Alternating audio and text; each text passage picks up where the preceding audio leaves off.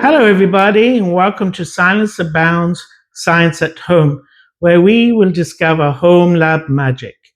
We will demonstrate experiments demonstrating scientific principles, concepts, and reactions in chemistry, biology, microbiology, microscopy, and molecular biology. Welcome to my channel.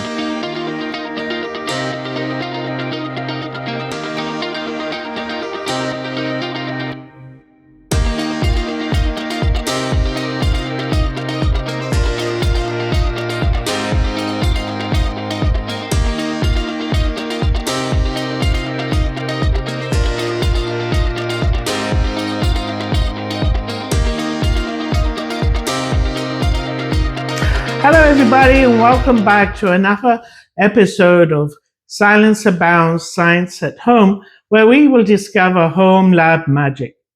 In today's video, we're going to look at DNA RNA microarray analysis and gene expression. DNA microarrays are powerful tools used in molecular biology to analyze gene expression and detect mutations and study genetic variations. They allow researchers to measure the expression levels of thousands of genes simultaneously in a high throughput manner. Today we're going to be doing a two-color microarray analysis. This is a common method used in gene expression profiling to compare expression levels between two different samples. For example, comparing disease versus control, treated patients versus untreated patients. This approach involves labeling two separate samples with different fluorescent dyes and then hybridizing them to the same array. The goal is to compare the relative expression levels of genes between the two conditions by detecting the difference in the fluorescence intensity of the two colors. In today's experiment, we're going to be looking at 4 patient samples. And these 4 patients have cancer, and we're going to look at the gene expression of 4 different cancer lines to determine which cancer cells are predominant. Now, in order to carry out a microarray analysis, the steps involved is sample preparation.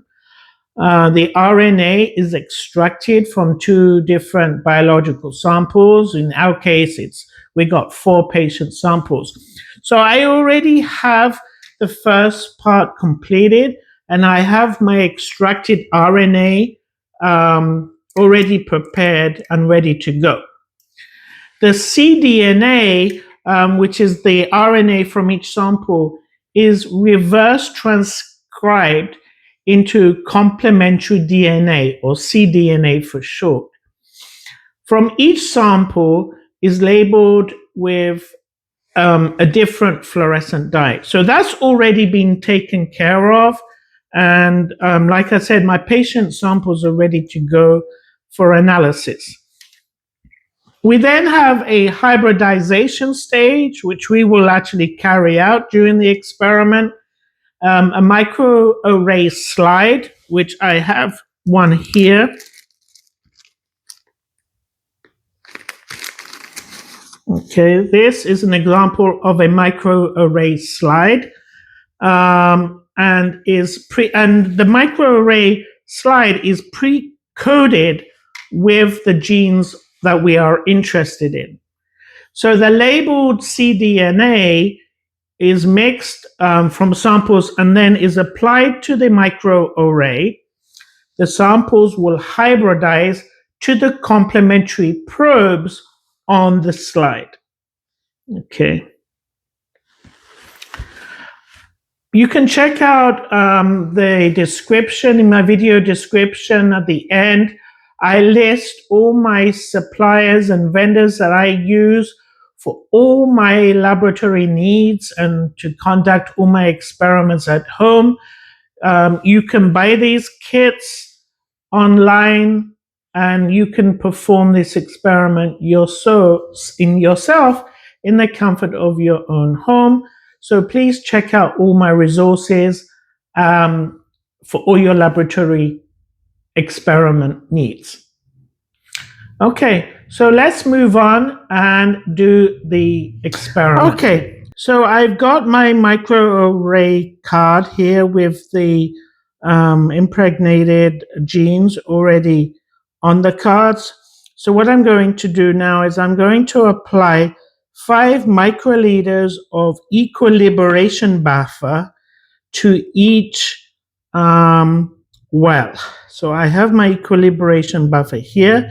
So I'm going to add to each of my wells. And I just need 5 microliters. So I'm going to do that using my pipette.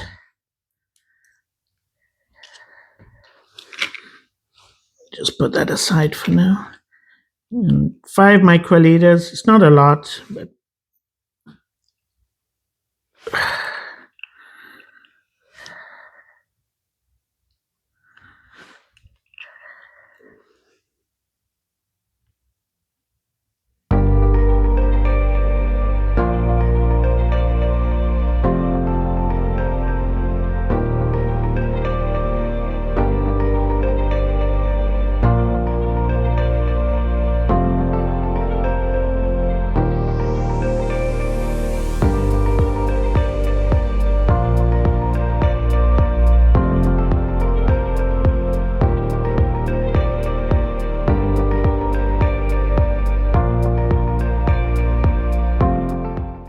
and I'm going to let that incubate and dry for about 10 minutes at room temperature.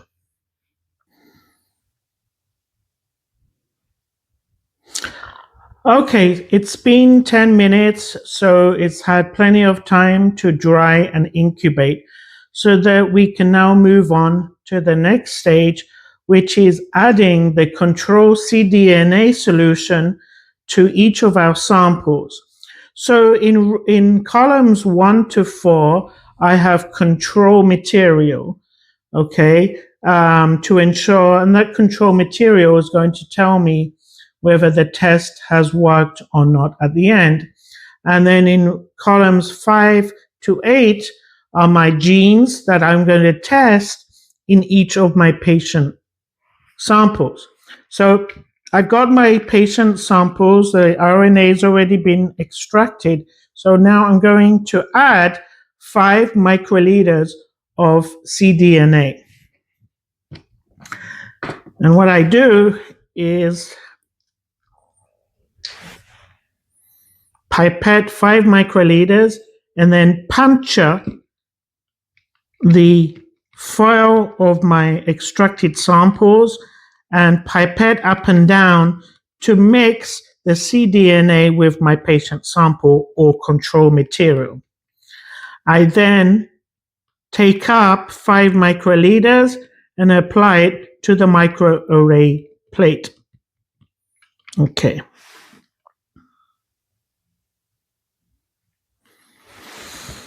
And for each patient sample, I'm going to use a new pipette tip.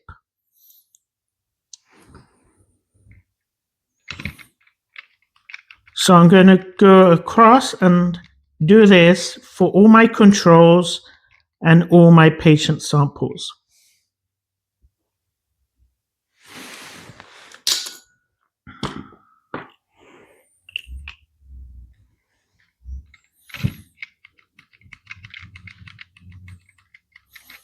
You want to try and mix your samples well with the cDNA.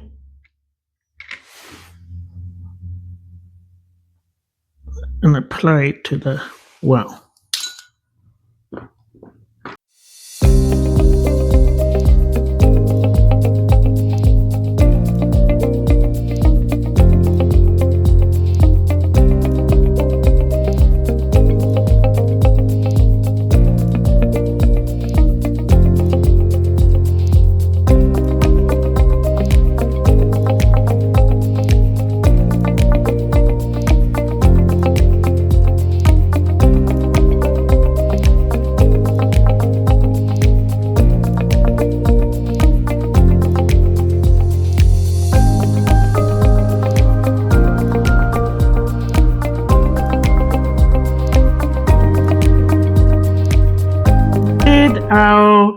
sample and cDNA to the microarray slide. So now we have to incubate it again for another 10 minutes at room temperature. Okay, it's been 10 minutes of incubation. So the labeled cDNA from both control and these patient samples have been placed on the microarray card, and it binds with the spot containing the oligo with a complementary sequence. So we're going to hybridize where this binding will occur, and we're going to add now 5 microliters of hybridization buffer. And the hybridization results in a stable double-stranded DNA helix, and we can visualize the reaction after a further incubation under UV light. But first, I'm going to add 5 microliters of hybridization buffer, and then we'll do another 10-minute incubation for the hybridization to occur. So.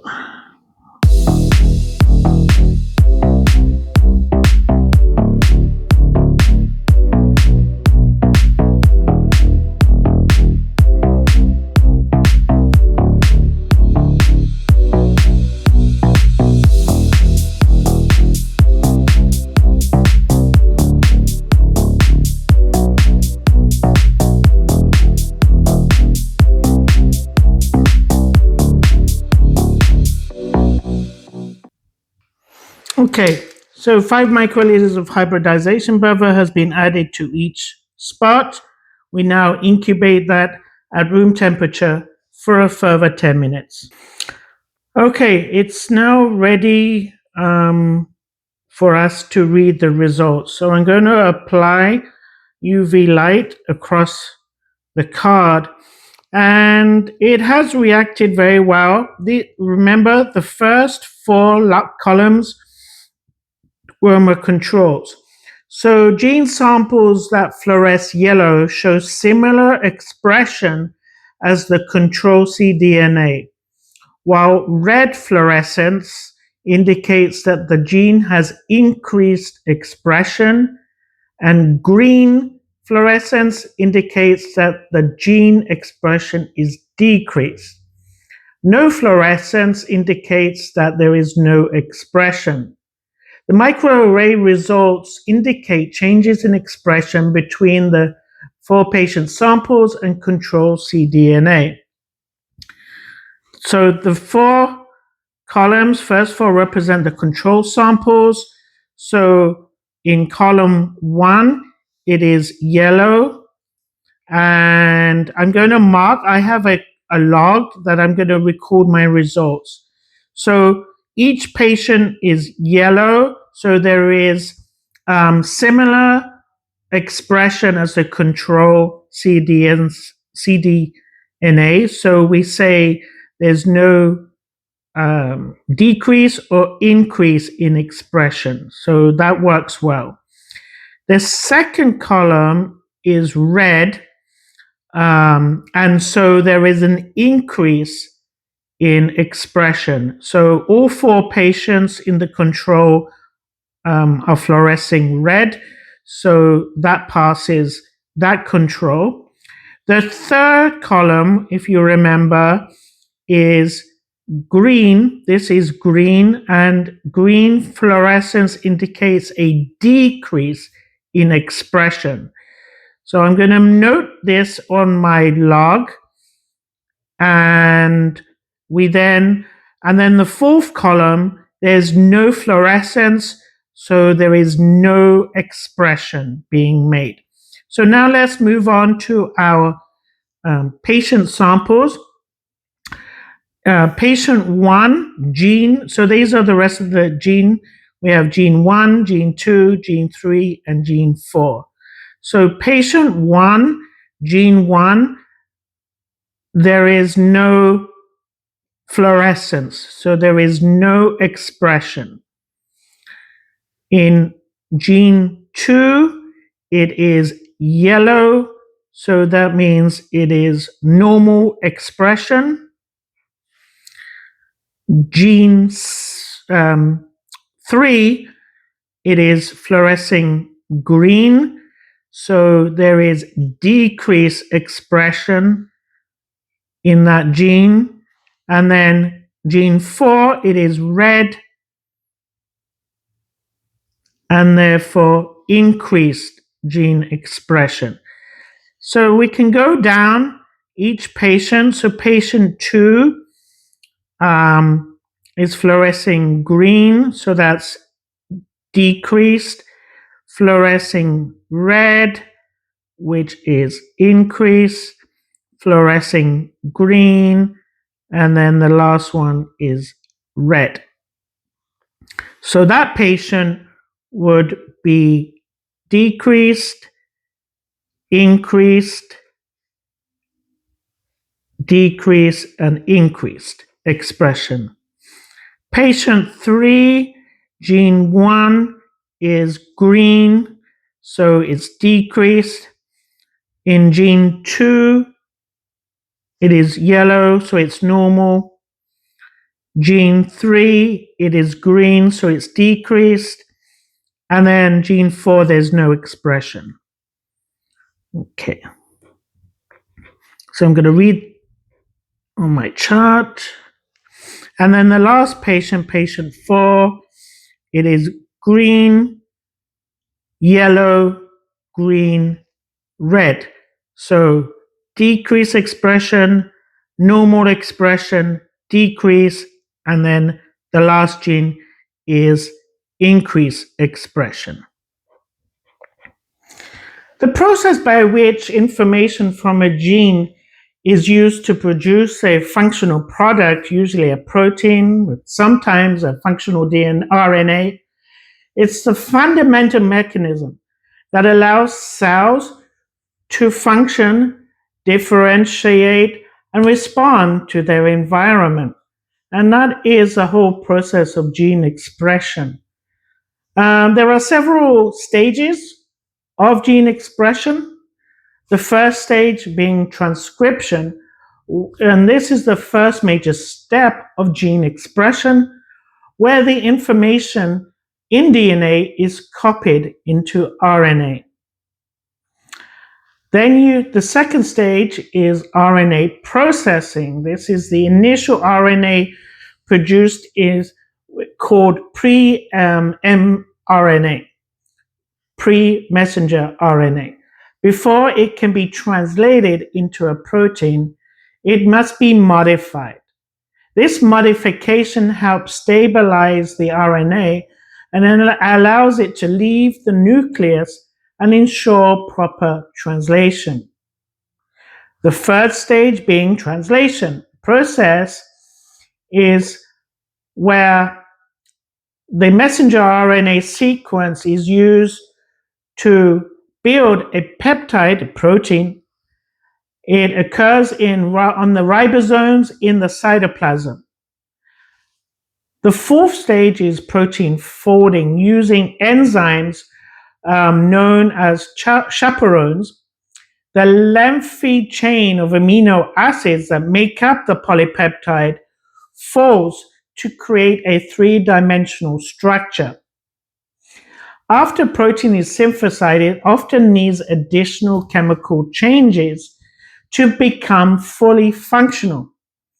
These changes are called post-translational modification. Examples include phosphorylation, where addition of phosphate groups helps and regulates enzyme activity. In glycosylation is where the addition of carbohydrate chains help in protein stability and cell-to-cell recognition. Well, I hope you enjoyed today's video learning about DNA microarray and gene expression. Please hit the subscribe button.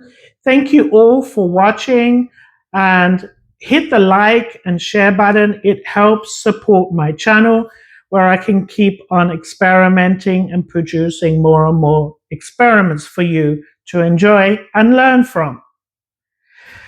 Please leave a comment, and also feel free to email me, send me your comments, questions, anything you want to talk about science or the channel.